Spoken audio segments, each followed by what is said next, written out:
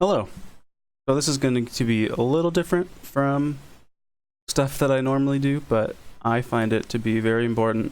Basically, my goal with this is to expose oftentimes the tactics people use to try to convince other people that Christianity is true when the methods they're using are frankly just quite dishonest and misrepresent views. And I'm going to be doing this by showing, this is Pastor Jeff Durbin. He's talking to a person who says he used to be a Christian. Durbin doesn't really think he understood the gospel, but that's not super important. We'll be focusing on just the things that Durbin says. All right, so I'm going to play a little bit of it, and then I'm going to pause it and discuss it as we go. Love better than acts of Why violence? is the neurological response leading to feelings of love better than the feelings that led to dismembering a child? Remember, you rejected Scripture. You don't believe we're specially made, created by God. You're not a Christian. So I would assume that means that now you've abandoned that worldview, and now you're accepting a naturalistic, materialist view of reality, which means that you and I are just random results of evolutionary processes. Your ancestors were bacteria. Yeah. And you're saying that this feeling coming from fizz is important? Yeah, I think all feelings are important because then they're put into action in the real world. That's what gives them the actual value. So the But feeling real that led life, to rape, how about that one? I think that's a bad feeling. Who says? We as a society do, but also personally, we all have the capacity to feel suffering and stuff. And because that action causes suffering, that action is wrong. So, do you eat? Exactly. So, why is rape wrong? I would say that rape is wrong because it's violating the rights and the feelings of the other person that is being violated. And we can see that, and we understand that because we have empathy. We are empathetic beings. If I were the student in this situation, I would ask Durbin, so why does Christianity say rape is wrong? Can you explain that to me? You'd be really hard-pressed. I'm going to show you guys a couple of things about what the Bible has to say about rape. Well, this is in the New Testament. It says, "For the wife does not have authority over her own body, but the husband does. Likewise, the husband does not have authority over his own body, but the wife does." So there's some elements of equality here, but it seems to be like if either person in the party wants to, the thing you guys know we're all talking about, that the other person doesn't have any say in it because they don't own their own body. We as empathetic beings throughout time have progressed this view in saying like, no, like we do own our own bodies and we do have authority over our own body even within marriage.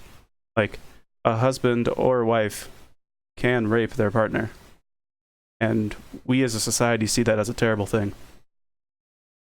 I'm going to go even farther into what the Bible has to say about rape within marriage, because there was no concept of it, and it was even endorsed within the Old Testament. This is in the Old Testament talking about how the Israelites should treat captured women who they want to marry. It says, "When you go out to war against your enemies, and the Lord your God gives them into your hand, you can take them captive. And if you see among the captives a beautiful woman, and you desire to take her to be your wife, and you bring her home to your house, she shall shave her head and pare her nails, and she shall take off the clothes in which she was captured, and shall remain in your house, and lament her father and mother for a full month. After that, you may go in her and be her husband. She shall be your wife.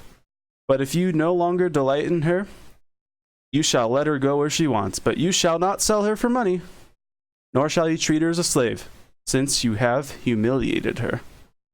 What do you think they're talking about with humiliating her?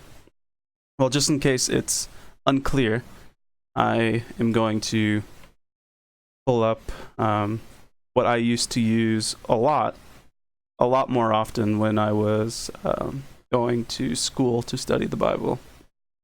So I pulled up the passage and went to where she said that it was humiliated, and looked up what the word means in Hebrew, and it looks like it could mean afflict, humble, violate, humiliate, mistreat, oppress, or dealt harshly with.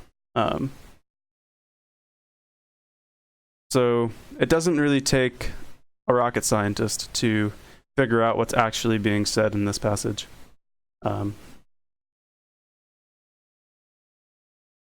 They're saying this is literally endorsing rape and not condemning it, and saying that if the husband doesn't find pleasure in the woman anymore, then you just let her go where she wants. But that's about it. So that's what I would ask Durbin in this situation. Why is rape wrong according to your Christian worldview? And then I'm going to skip a little bit because they kind of get off topic for a second, and I want to try to keep this video as short as possible. Okay. Avoid inflicting harm at any time. So what if a man rapes and mutilates a child? Should we inflict harm on him? I think there should be some sort of penalty for that. What should the penalty be for it? Well, first off, I believe in restorative justice. I don't believe in the prison system because I think it only creates more crime society. Well, you and I are on the same page with that. Remember, he said he believes in restorative justice. Fist bumped him. I don't think Durbin either doesn't understand what restorative justice is, or he's just purposefully misrepresenting it. And then they go get off topic for a little bit more, and then I'm going to skip to where they talk about this a little bit more in detail. And this will probably be the longest clip of the video I'm going to just play. Say is that God has spoken to the issue of justice, and he says that if you kill another image bearer of God unjustly, you deserve to die. I say kill the rapist, kill the murderer, because that's justice, objective justice. That's what restorative justice is to him. Kill the rapist, kill the murderer. Okay, Durbin. It's outside of myself, and here's the thing, Josh. It's true whether I like it or not. It's true whether I feel it or not. It's God's own character and justice on display. But you believe now that you've evolved from lower bacterial forms in a universe that didn't have you in mind, and you evolved to get to this place through random mutations. So you're not any different than the dirt, the tree, the stool, the atoms that form those things and molecules that form those things together. You're not different from them. Why do you think you are? Because I have the capacity to feel. So if something feels, it has value? The capacity to suffer is why we should not cause harm. That's what I'm getting back to. Yeah, I think that is what gives it a lot of value, or at least gives us and animals some amount of value, is that they have the capacity to suffer. We all know because we can experience suffering that is a hurtful thing to feel. So therefore, it is wrong to cause suffering to things I can feel. There's a lot of people that like to cause suffering. I'm aware. What's your argument with them? They're random results of evolution just like you. What makes you think you can tell them what to do? They like it. It makes them feel good. Like, who are you talking about? Hitler, Pol Pot, Mao, Stalin, they liked it. I think there's a lot of factors that contribute to people getting to that point in their life. But they like it. There are other random results of evolutionary process. Remember, you've abandoned Jesus now. You don't have image of God. You don't have ultimate value, beauty, meaning, purpose. You have random mutations now just spread out across the universe, and they're all fizzing different chemical responses. You don't like to inflict pain, and I appreciate that. And I think that's because you're in the image of God, you know. But they liked it. It made them feel good. And there's lots of people behind bars right now that like to inflict pain.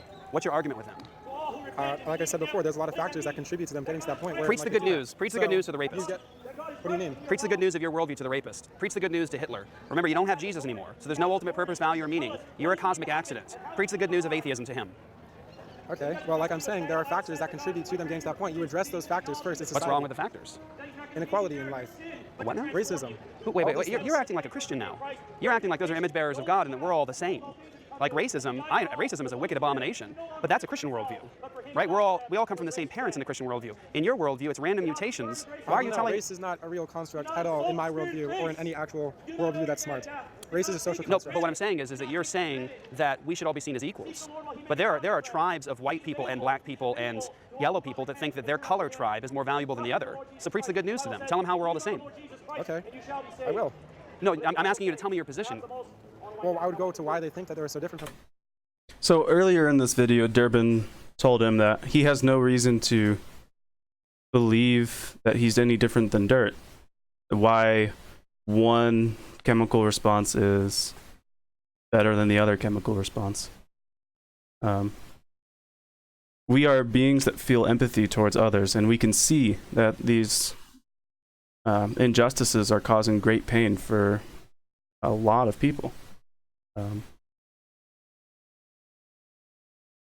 So the same token, he's saying we can't claim equality, but we also can't claim that we are more than dirt.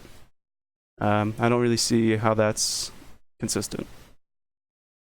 And they get off topic for a little bit, or I'm not sure if they get off topic or if they just talked about the same thing over. You guys could watch the video in full. And then this is ultimately what the Christian resorts to at the end of most evangelism sessions. I'm just going to go ahead and play it. Because you're not a moral nihilist. You're made in the image of God, Josh. You know the truth. You know Jesus is who he says he is. You know it's true. You know Jesus is truth. You just know it. You know his word is true. You've abandoned him, and now you live in this world of just mishmash, chaos. You got to work. By the way, Josh, I believe you. By the way, you said something that really resonated with me. You said the prison system you think is unjust. I believe that. Putting image bearers of God behind cages is unjust. But see, I have a basis as a Christian to believe that because I have an objective standard. You just said there is no morality that matters. Yeah, so what's the justification for blocking someone up when there is no justification in this world? I don't agree with it. I think it's wicked. I think taking image bearers of God and putting them into a cage is wicked. I believe in God's law that says if somebody steals, they have to pay it back. If somebody murders and rapes, they die. Well, I disagree with that. I think we can always seek better as humans. Well, remember that you're a moral nihilist. There is no standards at all. You've given them all up. So your disagreement is a moot point, right? Doesn't matter. Not really. I can still think that there's some things that bad. You can never fully detach yourself.